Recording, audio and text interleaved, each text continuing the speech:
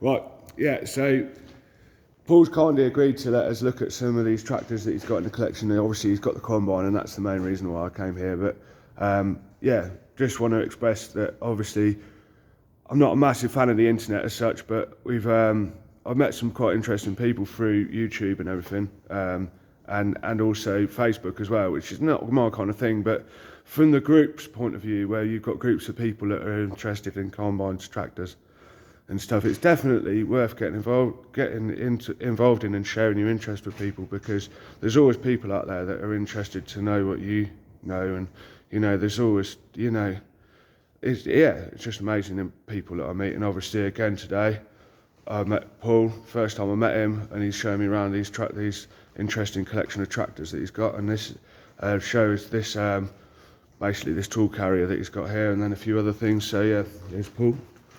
Yeah, this is an industrial Fortin Major that was converted into a self-propelled sprayer. Unfortunately, before I got hold of it, the sprayer was sadly scrapped. This was made in a farm workshop out of available parts, and is really cleverly thought out. Well, I think so, and it's interesting piece of machinery. So you've got your gear linkage here to your gear stick, and then you've got these two levers here, which are controlled by these two levers in the driver's position to do height and low range and PTO control, and then this lever at the bottom, which goes to the quadrant behind the driver's seat, goes straight down to the quadrant where it would have been on the conventional tractor. And if you notice, it's got the drum brakes on the outside and not on the bull shafts as on a standard agricultural tractor. And on the combine subject, a fuel tank from a Massey Ferguson combine. You see them everywhere, yeah. This tractor here was bought in the late 1980s by my father to use on the farm, and I still use it today on the farm. Yeah. I've recently bought a kit to do the cab. I'm going to attempt to restore the cab. It's got a very, very interesting history, because it was the works demonstrator for International up in Doncaster, and it's got a very well pictured and documented history. So there is a group also on Facebook and on the internet that it's well covered. So have a look for the International Harvester Heritage Group.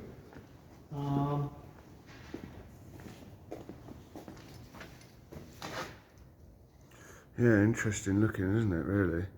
I must admit, I obviously, being interested in combines, I do overlook tractors quite a bit, but I don't recall ever working with these or seeing many of these, to be honest. But it's very American looking, isn't it? It's American. It's American looking. That's all. Yeah, that's what I'd say about it. But so, yeah, brilliant. So moving on to these, just a standard diesel major, which also was supplied by Smith and Sons.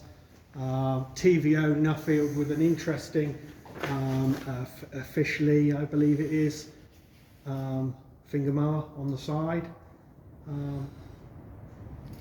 Little David Brown that I've owned for 30 years now. Yeah, did you restore that, did you? Or? Yeah, I restored that when I was about 17, so that's 33 years ago now. I have worked on these before. There's one that they use, like, it's just a shabby old tractor they use on the cricket. I think it's actually a golf field in the centre of Colworth Village, and I worked on that a few times. Did a little bit of work in it. Of course, we had to put padlocks over the tank because the kids used to come and piss in the tank and stuff like that when it was on the field. But the usual stuff. But I don't know. A lot of people don't really rate David Brown. Really, they don't seem to. But I thought they were all right. They're very well engineered, I think. The steering box is quite. It's just the mud guards go so rusty on them. Right. But I like the 900. 900's nice. Oh, yeah. And then that's an Oliver 80. Goodness, I've owned that for 20 odd years. The Magneto's just being done at the moment. Yeah, I've had that for a long time now. Yeah. It runs lovely. Yeah, it does look nice. Well, did they build them over here, or did they send them over? No, that's an American, but it's got Oliver 90 front wheels, and it's got Dunlop rear wheels. It would have been on steels originally. Right. Yeah. And there's a Alice Chalmers WC wide axle. Yeah.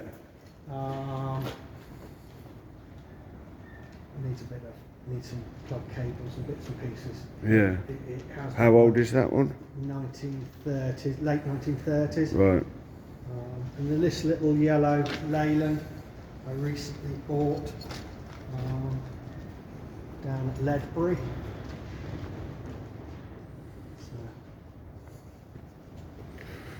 Yeah, lovely. All done that. Nice tractors. Combine at the end. Brilliant.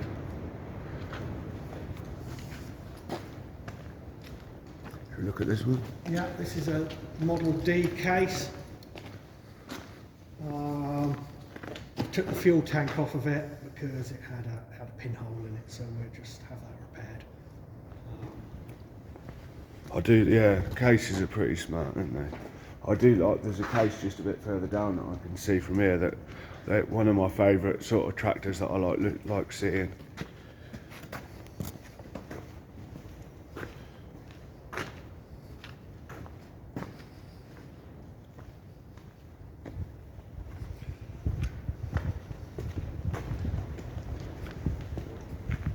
This is a Model S case, three-wheeler.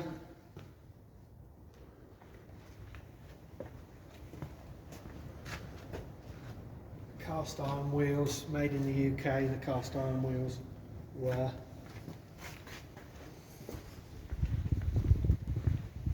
This is my one that caught my eye as soon as I come in here.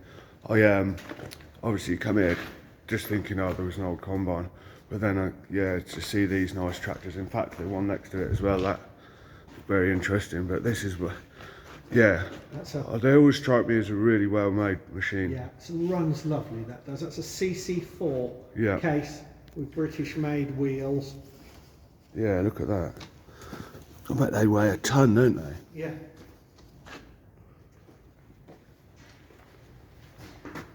The old bald eagle. Yeah, brilliant tractors. I bet they were expensive in their day, weren't they? This is a Minneapolis Moline Model Z. If you have a look at the brass badge on the top,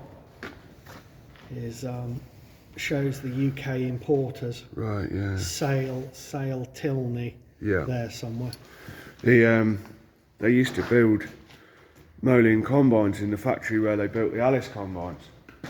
That Essendine factory is actually where they used to build them originally. Well, the Moline combines anyway.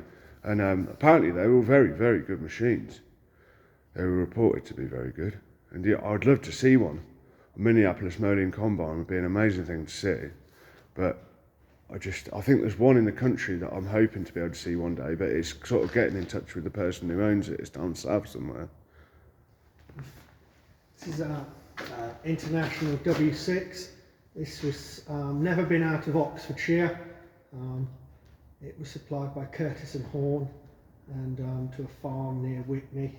And yeah, I've got its total history, and that is it's a lovely truck. There's very, very little wear in it. You're right. And it's got UK made wheels all round.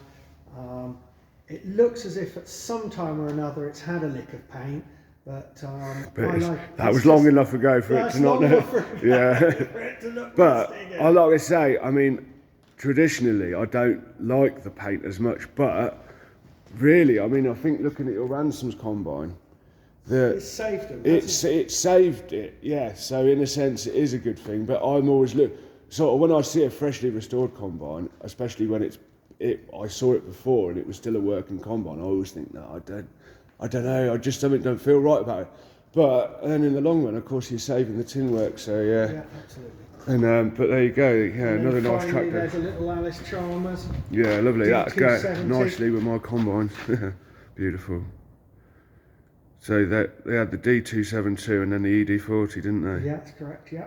So, What's that say? May 1966. May 1966. Yeah. Brilliant. Right. Just want to thank Paul again for letting us come to this shed. A lot of stuff that I wasn't expecting to see.